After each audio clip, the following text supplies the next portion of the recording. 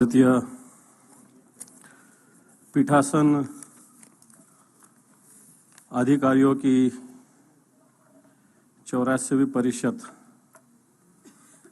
महाराष्ट्र में मुंबई में होने जा रही है। इस समय उपस्थित लोकसभा के अध्यक्ष आदरणीय ओम बिरला जी, महाराष्ट्र के मुख्यमंत्री माननीय एकनाथ जी शिंदे जी, विधानसभा के अध्यक्ष आदरणीय राहुल जी नार्वेकर, विधान परिषद उपसभापति आदरणीय नीलमताई, राज्यसभा के लोकसभा के माननीय उपाध्यक्ष महोदय, विधानसभा के उपाध्यक्ष महोदय, उपस्थित सभी अधिकारी पदाधिकारी गण, भाई बहनों, महाराष्ट्र विधानमंडल के अखिल भारतीय पीठासन अधिकारियों की इस 84वीं परिषद 20 साल के बाद इस महाराष्ट्र में हो रही है और इस सुवर्ण क्षण का मैं साक्षीदार हूं। यह मेरा सौभाग्य है।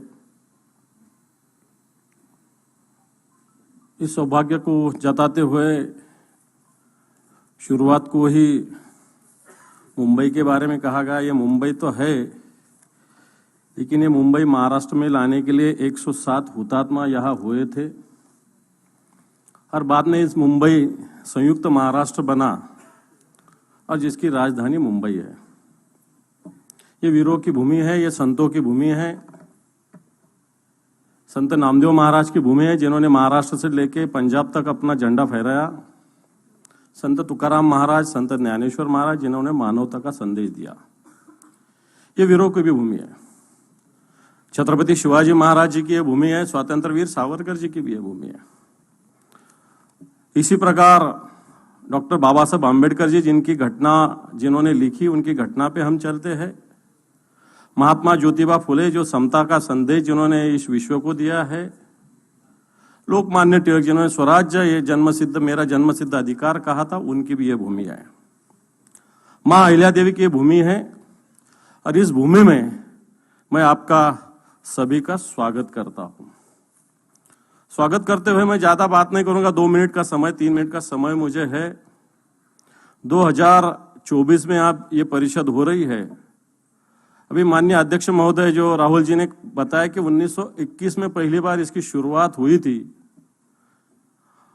और जब जिन्होंने इसमें कंटिन्यूएशन करने का काम किया वो जो गणेश वासुदेव मालवणकर जी, ये भी महाराष्ट्र से है, जो महाराष्ट्र विधानसभा के भी अध्यक्ष रह चुके, लोकसभा के अध्यक्ष रह चुके, और इसलिए वो सौभाग्य भी महाराष्ट्र को मिला है।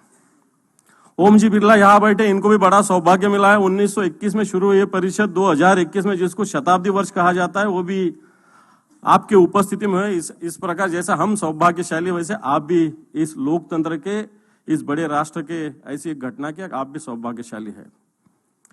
इस महाराष्ट्र से लोकसभा में शिवराज पाटिल जैसे इन्होंने प्रतिनिधित्व किया, प्रिसाइडिंग ऑफिसर बोल के। मनोहर जोशी सर ने किया। सुमित्राताई महाजन भले एमपी से चुन के आते होंगे, लेकिन वो भी महाराष्ट्र की है। इसलिए ऐसे सब महानुभावों ने इस प्रकार इस महाराष्ट्र का प्रतिनिधित्व देश स्तर पे किया है। ये जो कॉन्फ्रेंस हो रहा है, सब देश के अलग अलग राज्यों से प्रतिनिधि इसमें उपस्थित है। सही बोले तो ये प्रिसाइडिंग ऑफिसर भले देश के हो या राज्य के हो, जनता के भावनाओं का प्रतिनिधित्व लोक प्रतिनिधि के माध्यम से जिस प्रकार व्यक्त होता है, और ये सब भूमिका जब जनता के सामने, लोगों के सामने आती है, जनता की भावना आती है, लोक प्रतिनिधियों की भावना आती है, उसको इकट्ठा करके इस भावनाओं का प्रतिबिंब मैं समझता हूं प्रिसाइडिंग ऑफिसर के माध्यम से जनता के सामने जाता है।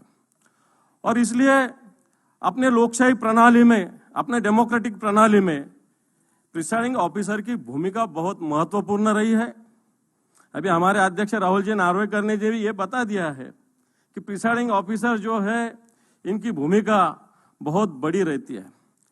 इस प्रकार मैं ज्यादा बात नहीं करते हुए यही कहूंगा कि अब हम जो सदी में चल रहे हैं, डिजिटाइजेशन हुआ है। आज हम, एक समय ऐसा था कि लोकसभा में, विधानसभा में विधान परिषद क्या करते लोग समझते नहीं था। आज वीडियो के माध्यम से, टीवी के माध्यम से लोग भी जागरूक हुए हैं। और इस प्रकार हमारी भूमिका भी किस प्रकार क्लियरिटी हो, पारदर्शक हो, इसकी भी जिम्मेदारी मैं समझता हूँ बहुत बड़े पैमाने पे अपने पे आया है। और इस विषय पर विचार विमर्श करने के लिए ये कॉन्फ्रेंस इस महाराष्ट्र में हो रही है। मैं समझता हूँ आने वाले समय में हिंदुस्तान पे ये लोकतंत्र मजबूत करने की बड़ी जवाबदारी है, बड़ी जिम्मेदारी है। देश में जिस प्रकार अलग अलग देशों में जिस प्रकार हुकुमशाही चल रही है, उसमें हिंदुस्तान में जिस प्रकार हम लोकशाही मजबूत रखने का काम कर रहे हैं, इसमें सब आपकी भूमिका महत्वपूर्ण रही है। इस भूमिका के लिए मैं आपको शुभकामनाएं देता हूं। आप महाराष्ट्र में सब आए, आपका आभार व्यक्त करता हूं। मेरा कहना समाप्त करता हूं। धन्यवाद। जय हिंद, जय महाराष्ट्र, जय हिंद।